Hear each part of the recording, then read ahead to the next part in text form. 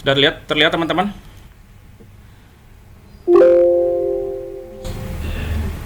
Terlihat Pak. Oke ya. Nah, kita topik bahasanya tentang hipotesa, teman-teman.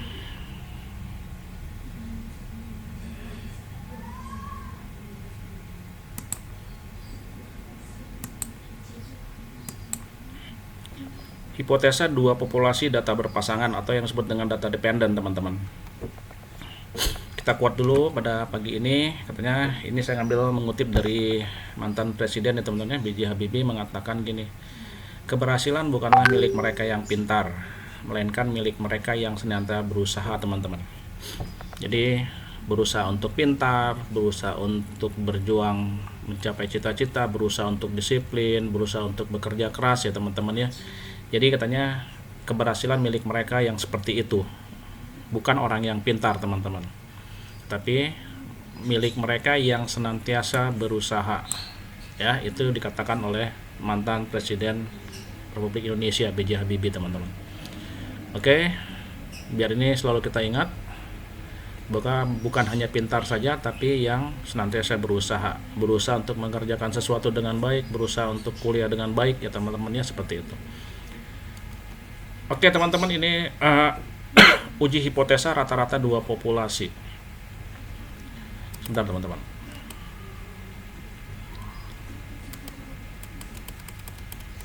Oke. Nah, sebelumnya kita sudah sampel independen ya teman-teman ya. Itu yang minggu-minggu kemarin. Sekarang kita coba sampel dependen atau berpasangan. Apa bedanya sih katanya gitu ya. Kalau yang unit sampel, kedua kelompok sampel berbeda teman-teman. Ini sampel independennya untuk unit sampel, kedua sampel itu berbeda, sedangkan dependen itu berpasangan. Unit sampel kedua, kelompok sampel itu sama. Perbedaannya di mana katanya ya? Perbedaannya adalah nilai sampel di antara dua kelompok sampel ya. Karena apa? Biasanya teman-teman ada pemberian tindakan yang berbeda, yang ini ya. Pemberian tindakan yang berbeda seperti apa? Misalnya kalian lagi mengerjakan sesuatu teman-teman ya, atau anggaplah mata kuliah pemrograman. Kalian di sampelnya satu kelas. Lalu yang dikatakan dependen teman-teman, kalian diambil dari satu sampel yang sama, tetapi kalian dikasih treatment, dikasih pelatihan dulu nih tentang pemrograman. Maka yang disebut dengan sampel dependent adalah di situ akan terlihat enggak perbedaannya pada saat kalian dikasih treatment sama sebelum dikasih treatment. Gitu ya. Oke, kalian di pretest dulu nih. Coba ujian awal pemrograman dikasih. Dapat nilai. Lalu dengan sampel yang sama berarti kalian dikasih dulu pelatihan nih ya, dikasih pelatihan selama mungkin 2 minggu, lalu dikasih post test, ujian lagi. Ada pengaruh signifikan nggak nilai kalian sebelum dikasih pelatihan sama dikasih pelatihan? Seperti itu ya teman-teman ya. Jadi perlakuannya akan terlihat ada perbedaan atau tidak, seperti itu. Nah, di sini yang di sampel independen tidak untuk melihat perubahan yang disebabkan oleh tindakan sesuatu, tetapi yang dependen, nah ini dikatakan tadi teman-teman, untuk melihat perubahan yang disebabkan oleh tindakan tertentu ya. Nah gitu. Nah gampang lagi, misalnya lagi covid gini kan, pandemi, coba dengan orang yang sama setelah dikasih vaksin sama dikasih vaksin, ada nggak bedanya gitu ya. Apakah vaksin 1, vaksin 2 mempengaruhi nggak tingkat imunitas tubuhnya? Seperti itu teman-teman. Ya. Oke. Contoh yang ini, sampel independen yang berdiri sendiri, contohnya menguji perbedaan rata-rata berat buah lokal dan buah impor.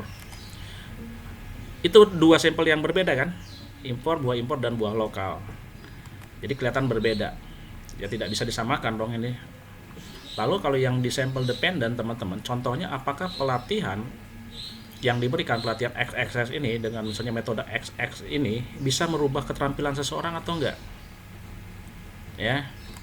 Jadi asalnya biasa-biasa aja, lalu kasih keterampilan nih dengan metode XX misalnya, ada enggak terjadi perubahan yang signifikan? itu dipelajari dan dicari tahu apakah berbeda atau tidak setelah dikasih treatment. Itu yang biasanya diuji hipotesa dependen, teman-teman ya. Oke, kita lanjut lagi. Ini hampir sama, teman-teman ya, prinsipnya. Hipotesa dua arah tetap satu arah kanan, satu arah kiri. Dilihat dari sininya ya, teman-teman ya. Arah kanan ini kalau dua arah itu pasti sama dengan yang ini, atau tidak sama dengan arah kiri, lihat yang ininya. Ya, seperti itu. Ini sama. Tolaknya juga sama. Nah, di sini ada mu D. Ya. Tapi ada nanti saya katakan lagi, teman-teman, ada yang buat mu D gitu ya, ada yang mu 0. Nah, tapi saya ambil yang mu D untuk membedakan saja. Parameter rata-rata selisih antara data tindakan 1 dengan rata-rata tindakan 2. Jadi tadi rata-rata misalnya sebelum kalian dites, sebelum dikasih pelatihan, rata-rata nilainya misalnya 65 misalnya. Itu mu D-nya. Ya. Tetapi pada saat D0-nya dapat nilai nih rata-ratanya 70. Ada naik 5 poin dari situ. Maka yang dikatakan tadi adalah D0-nya itu adalah selisihnya. Paham ya? Selisih nilai pertama, misalnya Umar asalnya 65, dikasih pelatihan 70. Selisihnya berapa? 5, seperti itu. Ya. Nanti lebih jelas pada contoh soal, teman-teman. Oke, kita lanjut. Rumus yang digunakan seperti ini, teman-teman. Rumus yang digunakan adalah ada standar deviasi, itu nanti adalah dia variabelnya adalah SD, teman-teman ya. Ini kenapa saya buat atau gini? Karena kalian nanti melihat ada beberapa literasi itu mungkin akan berbeda, teman-teman. Ada yang konsepnya 1/n1 atau langsung dibagi n-1. Kalau kalian lihat di sini kan ada ini nih. 1/n1. Sedangkan di sini adalah n-1. Kalau secara hitung-hitungan, teman-teman, itu adalah sama, teman-teman. Ya. 1/n1 dikali ini sama dengan ini sebenarnya. Jadi jangan bingung, kok yang 1/n1, kok ini langsung n-1, itu sama. Secara hitung-hitungan pasti sama. Ya. Gitu. Lalu nanti berarti kalian cari nanti adalah standar deviasi sampelnya, SD-nya ini. Lalu nanti yang dicari adalah selisih rata-rata sampel sebelum dan sesudah perlakuan, yang disebut dengan D-bar ini. Ya. Nah, ini D-bar ya, teman-teman ya. Bar. Ini jumlah dari mulai sampel ke N sampai dengan yang ke I, di mana I-nya dimulai dari 1. Ini DI per N. Ini cari D-barnya. Berarti apa yang kita cari? SD-nya, standar deviasi sampelnya, lalu D-barnya, lalu nilai UJT. Ya, nilai UJT ini berarti adalah nilai sampelnya yang kecil ya, teman-teman ya. Yang dibuat 30. Gitu. Oke, nilai UJT-nya seperti ini. Ya. Ini T-nya, atau ada T seperti ini. Oke, kalian pakai yang ini boleh, pakai yang ini boleh. Ya, ini ada dua versi. Ya, nanti kalau lihat jangan bingung, kok yang satu gini? Enggak, sama ya, teman-teman ya. Lalu nanti ada kalian cari derajat bebasnya, degree of freedom-nya. Ya. Untuk T alfa bagi 2 sama dengan n-1. Ini kira-kira tahu, teman-teman, alfa min 2 ini apa? Untuk arah kiri, arah kanan, atau dua variabel? Dua arah. Oke ya. Nah, berarti jangan terpaku sama ini, teman-teman ya. Ini untuk dua arah. Dua arahnya yang ini ya, yang ini nih. Dua arah ya. Oke. Nanti kita cari standar deviasi sekali lagi, SD-nya, D-barnya, nilai UJT-nya sama nanti nilai T tabelnya ya, dilihat dari tabel T. Oke. Ini tetap sama ya, teman-teman ya.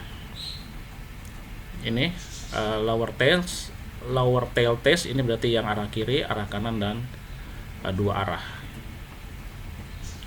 Ini contohnya, teman-teman. Ya, kita lihat contohnya langsung supaya bisa terlihat bagaimana cara mengerjakan. pada taraf nyata 0,025 teman-teman. Ya, taraf nyatanya apa? Nanti kita lihat. Masih ingat apa nih taraf nyata? Lambangnya apa? Alfa. Oke, good. Dapatkah kita menyimpulkan bahwa mobil dengan ban radial lebih hemat bahan bakar daripada mobil dengan ban biasa? Asumsinya kedua populasi menyebar merata, ya. Oke, itu berarti standar distribusi normal ya teman-teman ya. Dimana H biasa, mu biasa dengan dikurangi radial, itu kurang dari 0. Oke. Nah teman-teman, ini setelah dilakukan percobaan, dites teman-teman ya, ini dalam kilometer, dia menggunakan asumsi berapa liter gitu ya, kilometer per liter. Diuji kepada 12 mobil ya, 12 mobil. Lalu ban radial ini menghabiskan 4,2 liter per 1 kilometer. Lalu mobil kedua itu 4,7, 6,6 dan seterusnya ya. Lalu ban biasa itu 4,1 kilometer. Lalu mobil kedua 4,9 dan seterusnya. Maka yang dikatakan, maka kita dulu kita cari dulu selisihnya. Ya. Selisih dari ban kedua ban ini. H biasa dikurang radial. Ya. Maka kita kurangkan saja teman-teman. Ban biasa 4,1 dikurang 4,2 dapat minus 0,1. Lalu 4,9 dikurangi 4,7 dapat 0,2. Dan seterusnya ya, cari sampai 12 sampel ini, dicari selisihnya berapa. Oke, dapatlah nih ya selisihnya ya, yang warna merah.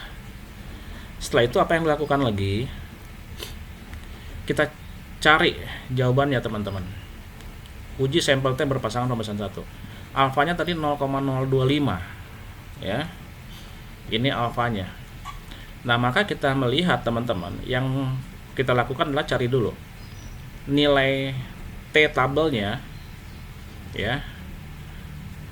Berarti kita cari dari alfanya 0,025 teman-teman. 0,25 ini bagi 11-nya apa? Artinya titik 2 11 nih. N dikurangi 1. Ya. N dikurang 1. Ini dia ya. Berarti 12 kurang 1, 11. Maka kalau kita lihat ke sini teman-teman ya, yang ini. Ini tabel T. Ini nggak usah saya perbesar lah teman-teman ya. Nanti cari di sini, ini apakah uji kiri, uji kanan atau dua arah. Kalau dilihat sini adalah uji kiri ya teman-teman ya. Nah, maka nanti kalian lihat di sini, yang one tail di sini paling atas di sini ada one tail dengan two tail ya. Cari, ini saya daripada saya perbesar lagi, nanti kalian cari, udah pasti cari di one tailnya 0,025 alfanya, lalu di 11. Nah, kira-kira di sini ya. Cari. Pasti akan menghasilkan ini. Minus 2,201 ya. Ini berarti area alfanya teman-teman ya. Oke, sampai sini paham teman-teman? Ini dia biasa ya. Ya, itu mencari daerah kritisnya. Lalu yang kita cari tadi yang dikatakan apa? D-barnya dulu teman-teman. D-bar. Nah, ini D-bar sama dengan jumlah datanya ini ke N dimulai dari 1 DI. Gampangnya gini ya, jangan lihat rumusnya gini, tapi kalian harus paham bahwa mencari D-bar adalah cari selisihnya dibagi dengan jumlah datanya. Tadi kita cari 0,1 tambah 0,2 nih bagian atas ya. Nah, ini masing-masing selisihnya yang mana? Nah, ini teman-teman. 0,1, 0,2, 0,4, 0,1 dimasukkan ke sini. Nah, sini. Ya. Ini saya buat titik 3 dan seterusnya sampai dengan minus 0,03 yang ini. Ya. Nah, 0,3 dibagi dengan 12. 12 ini adalah N ini kan, sampelnya 12. Maka dihasilkan 0,142. selisihnya ya, jumlah D-barnya teman-teman ya, jumlah selisihnya. Berarti kita sudah mendapat daerah kritisnya dari T tabel min 2,201. Lalu kita sudah mendapat D-barnya adalah 0,142. Sekarang cari standar deviasi sampelnya. Rumusnya seperti ini. Tadi ada 1/N1, saya ambil yang ini aja supaya jangan bingung ya. Jadi adalah D1 katanya dikurang D-bar dikuadratkan. Mulai dari D yang ke N sampai sampai yang terakhir. Dimulai dari 1. Berarti D1, D2, D3 dan seterusnya ya. Maka teman-teman, kalau kalian isi di rumus ini ya, rumus ini, maka ini dia teman-teman. D yang pertama berapa? 0,1 nih. 0,1 dapat dari mana? Dari sini. Ya. Nah, ini.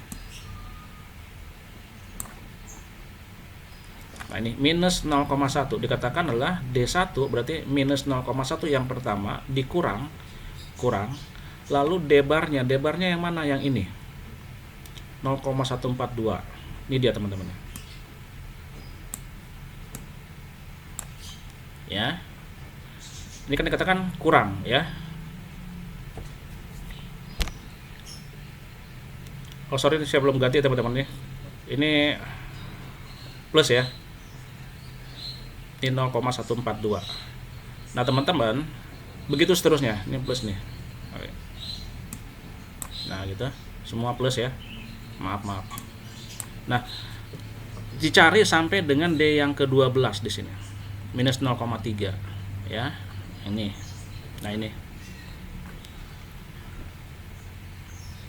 Lalu dibagi dengan 11 karena sekarang untuk mencari deviasi sampelnya N kurang 1 maka 11.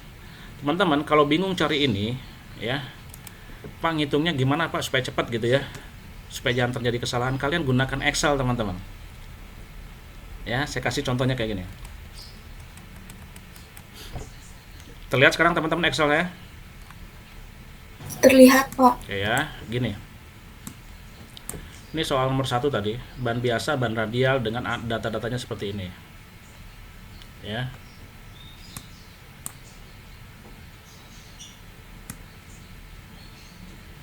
Oh, ini teman-teman. D-barnya 0,142 yang memang minus ya. Ini saya yang salahnya di sini teman-teman. Ini minus nih harusnya nih. Ya, ini juga berarti betul ya, minus ya. Berarti tidak perlu diralat di PPT kalian. Ini minus. Karena ini minus. Minus dibagi 12 hasilnya minus teman-teman. Nah, cara menghitungnya gini. Jadi kalian buat tabel Excel dulu, tabel sederhana gini. Ban biasa dimasukin datanya B12, ini ban radialnya diisi. Lalu cari selisihnya. Buat aja rumusnya ya kan. Saya buat di sini B2 dikurang B3. Cari selisihnya, ban biasa dikurang ban radial. Oke, dapat nih minus 1. Lalu copy aja sampai sini selesai. Bisa kan? Kalau seperti itu ya, teman-teman. Di Excel gampang ya. Jadi kalian bantu pakai Excel dulu, teman-teman. Nah, kalau kalian belajar SPSS, sebenarnya juga bisa di waktu statistik mungkin bisa lebih cepat. Tapi saya coba dari Excel dulu, yang lebih gampang dulu ya. Nah, berarti setelah kalian cari ini, ininya selisihnya, maka kita dapatkan ini ya. Kalau saya buat rumus, buka rumusnya, berarti jumlahkan semua dibagi dengan banyaknya data dibagi dengan 12. Oke, maka D-barnya dapat 0,142. Nah, ini tadi D-barnya ya. Minus ya teman-teman ya, 0,142. Lalu setelah itu apa? Cari setelah D-bar. Nah, dicari sekarang ini ya teman-teman, SD-nya. Deviasi sampelnya cari lagi. Kalau bingung pakai gini, pakai kalkulator, buat di Excel aja ya. Kita buat rumusnya, nanti akan muncul hasilnya. Kita lihat teman-teman gini. Lihat ya, rumusnya dulu ya. Dikatakan apa? Selisih yang pertama minus 0,1 dikurang dengan apa? Dengan D-barnya. Lalu setelah dapat jumlah selisihnya, pengurangan D1 dengan D-bar, lalu dikuadratkan. Oke, lalu ditambahkan lagi dengan apa? Ingat ini jumlah ya teman-teman ya, lambang jumlah ya. Lalu tambah lagi dengan yang selisih kedua 0,2 dikurang dengan apa? D-bar lagi, dikuadratkan lagi, begitu seterusnya. Oke, kita mencari sekarang yang ini nih, nilai yang atas ya. Sekarang kita cari. Saya buka rumusnya teman-teman gini. Jadi B5 terlihat ya? Terlihat rumusnya teman-teman? Terlihat. Oke ya. Berarti selisihnya tadi yang minus 0,1 dikurang, oke, dikurang dengan D-barnya minus 0,142 dalam kurung. Perhatikan penggunaan kurung juga akan mempengaruhi jumlah teman-teman ya hasilnya. Maka setelah hasil pengurangan baru dikuadratkan. Pangkat 2 gini dibuatnya kan seperti ini, gitu ya.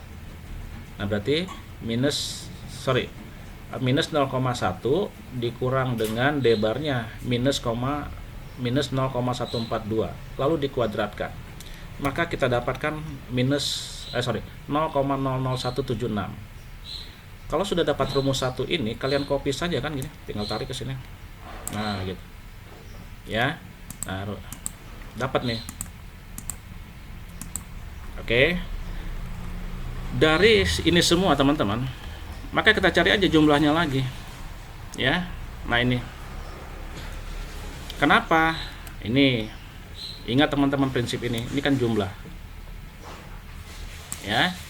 Maka kita lakukan penjumlahan seluruh yang warna merah ini, kita jumlahkan pakai rumus sum B7 sampai dengan M7 lalu dibagi dengan 11. Oke, kita dapatkan 0,03902 ini ya.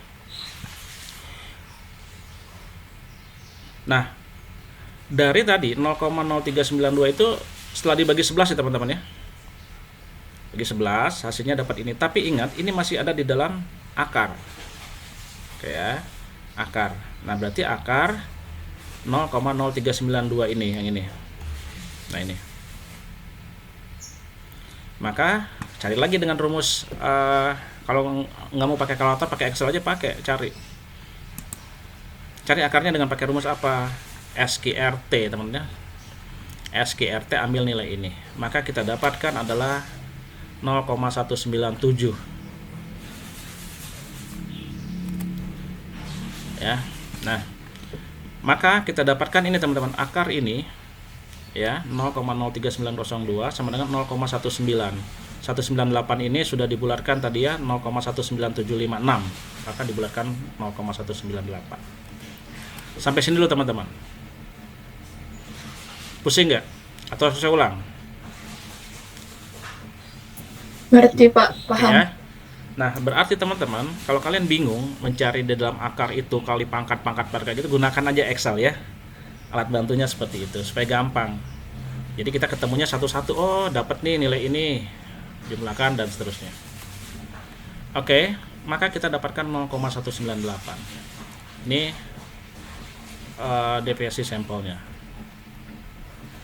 Maka kita cari nilai UJT-nya teman-teman.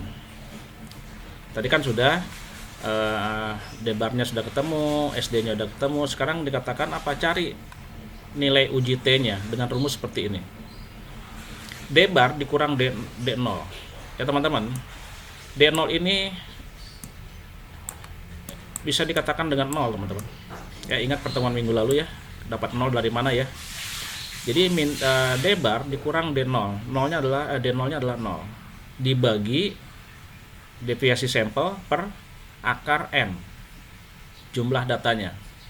Maka kita dapatkan 0,142. Ini adalah D-barnya ya. D-barnya nih. 0,142 nih. Ya.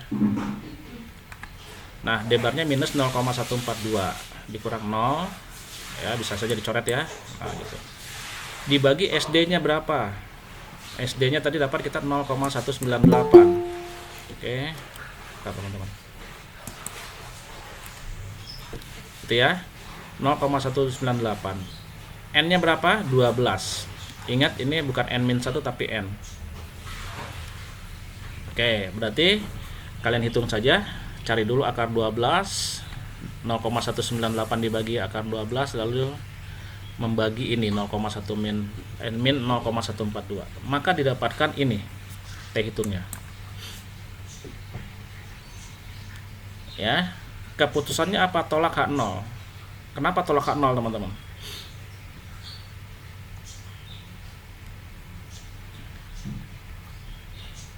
Alfanya berapa tadi?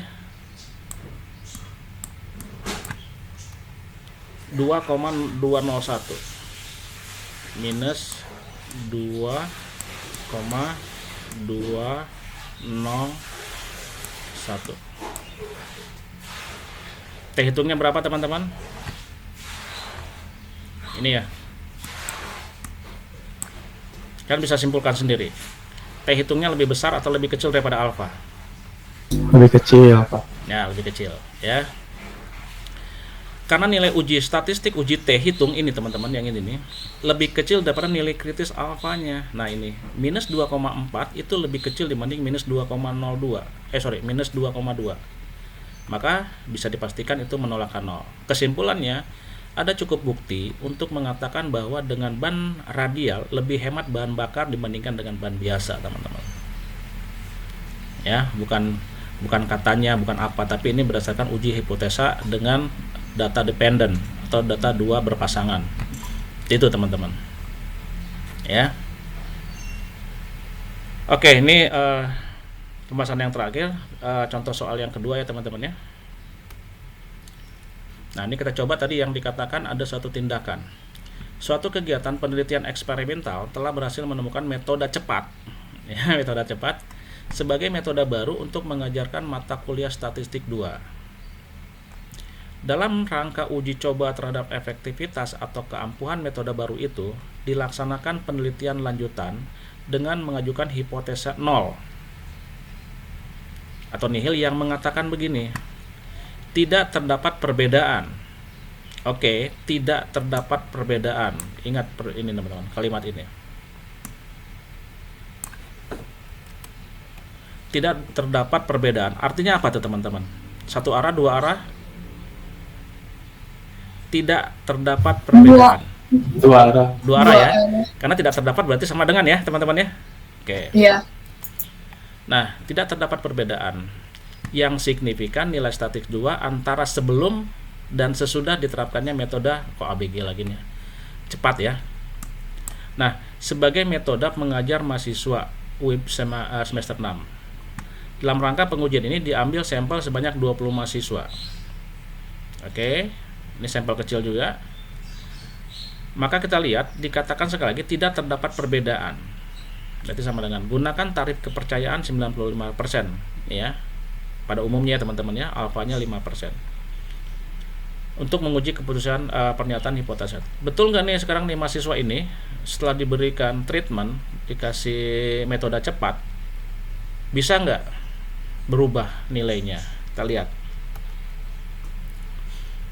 Nih, uji sampel berpasangan contoh soal nomor 2. Nah, tadi teman-teman, tidak terdapat perbedaan, berarti kita mengambil yang ini. Ya. Sama dengan, berarti H1-nya, H alternatifnya, hipotesa alternatifnya tidak sama dengan ya. Dikasih nilainya seperti ini, teman-teman.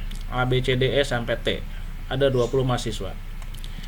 Nilai setelah nilai sebelum dikasih pelatihan atau dikasih metode cepat ini 78 dan sesudahnya 75. Itu si A.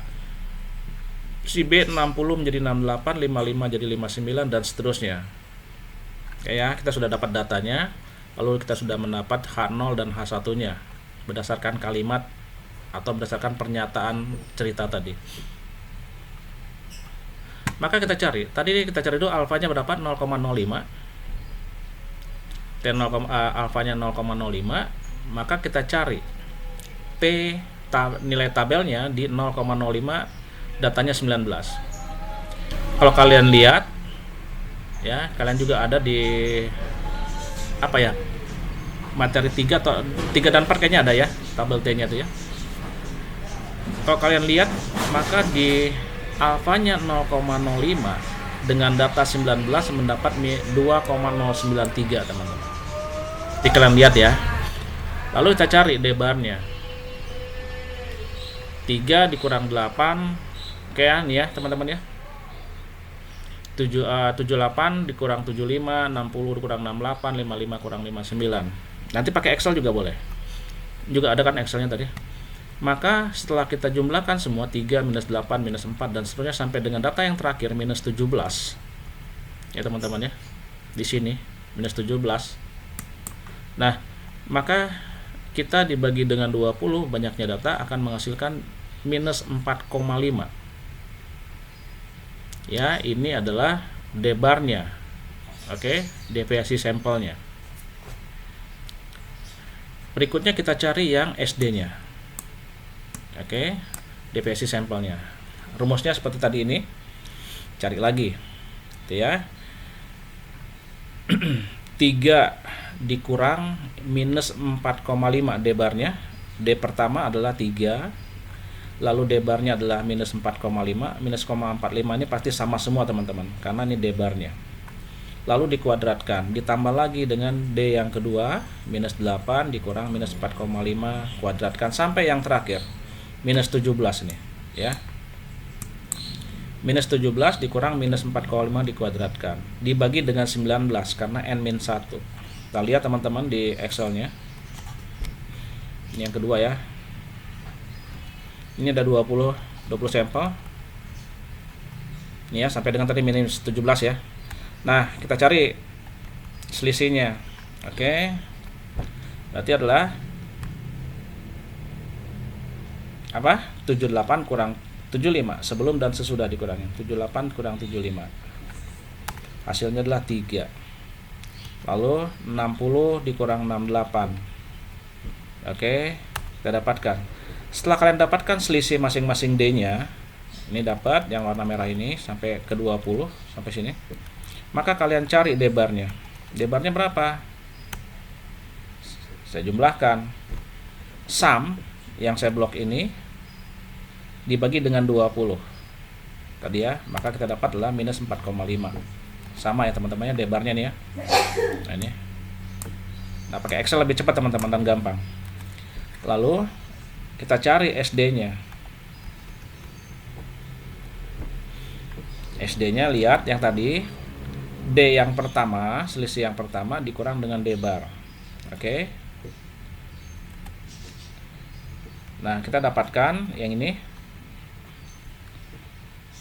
3 ya. B13 ini 3 dikurang minus 4,5. Lalu dikuadratkan. Maka kita dapatkan adalah 56,25. Sekali lagi teman-teman ingat penggunaan kurungnya ya. Karena kalau kurungnya cuma 1 atau 2 kalian buat di sini dan di sini saja, maka hasilnya akan jauh berbeda. Berarti adalah selisihnya dulu dicari berapa, lalu dikuadratkan. Oke. Nah, kalau dapat 1, lalu copy saja semua ke sini. Ya, di copy semua. Sampai yang terakhir. Nah, ini. Maka kita mendapatkan ini masing-masingnya. Maka deviasi sampelnya apa? Lihat di sini. Sum ya, jumlahkan seluruh yang ini dibagi dengan 19. Sekarang N-nya minus 1. Maka kita dapatkan 31,4211. Ya, ini dibagi 19 tadi kita dapatnya 31,4211. Nah, ini. Nah, belum selesai sampai di sini teman-teman. Karena ini deviasi sampel, berarti lihat tadi kita baru dapat nilai ininya saja, belum diakarkan, ya. Nah, cari akarnya dari akar 31,42 ini berapa? Pakai Excel aja. Nah, ini. Maka rumusnya adalah SQRT Y15, SQRT dari nilai ini. Maka kita dapatkan adalah 5,605. Nah, ini teman-teman. Nah, dapat ya. Berarti kita sudah dapat alfanya, nilai kritisnya 2,093. D-bar-nya sudah dapat minus 4,5 yang kita cari di Excel, ini cari di tabel T. Lalu kita cari SD-nya berapa. Kita gunakan Excel saja supaya lebih cepat dan gampang. Nggak pusing kita teman-teman ya. Kalau pakai hitung sendiri bingung. Tapi kalau pakai Excel ya tinggal masukin angkanya, biar Excel yang menghitung. Kita kasih rumus yang benar saja. Oke, kita dapat 5,60545.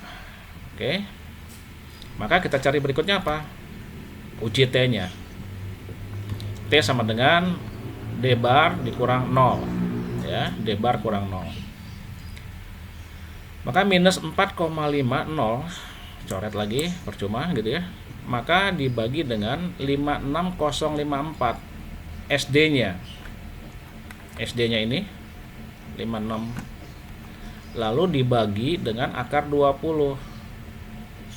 Maka kita dapatkan adalah minus 4,50 dibagi dengan 1,2534. 12534 dari mana? Dari sini. 5,6054 dibagi akar 20, hasilnya ini teman-teman. Ya. Ini. Maka kita mendapatkan adalah T hitungnya minus 3,5902. Ya. Oke teman-teman. Diketahui T tabelnya adalah 2,093. Nah ini ya, 2,093. Nah, maka apa? Kita dapat nilai T tabelnya, sehingga ini lambang apa teman-teman? Mutlak.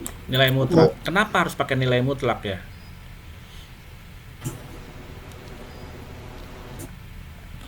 Ingat teman-teman prinsipnya, ini kan minus 35,902. Ini kan sama dengan tadi teman-teman ya, di sini ya. Ini ya. Berarti teman-teman, kalau sama dengan dan tidak sama dengan itu bisa kita gunakan nilai mutlak supaya apa? Yang minus 3 ini ya, ini bisa dianggap juga sebagai positif teman-teman. Khusus untuk yang dua arah. Ya, dianggap nilai mutlak. Maka dikatakan nilai mutlak T hitung 3,5902 yang asalnya minus bisa dianggap jadi positif. 3,5902 lebih besar daripada T tabel. T tabelnya berapa? Ini. Ya. Maka dikatakan bahwa T hitungnya berapa? Ini dianggap ya mutlak ya. Minus 3,5 susah-susahnya 902. Aduh, pebelit. Nah. Berapa? 2,093. Karena ini dianggap nilai mutlak, maka dianggap ini positif. 3,5902 lebih besar daripada 2,093. Keputusannya H0 ditolak. Ya, sehingga disimpulkan bahwa terdapat perbedaan yang signifikan. Tadi dikatakan kan apa? H0-nya dikatakan apa, teman-teman? Tidak ada perbedaan kan ya, sama ya. Maka ditolak sehingga disimpulkan bahwa terdapat perbedaan yang signifikan antara hasil belajar statistik 2 sebelum dan sudah diterapkannya metode cepat ini, teman-teman. Jadi yang tadi ditolak, oh nggak bisa, ada perbedaan yang nggak sama katanya gitu. Nah itu teman-teman ya, ini uji sampel berpasangan.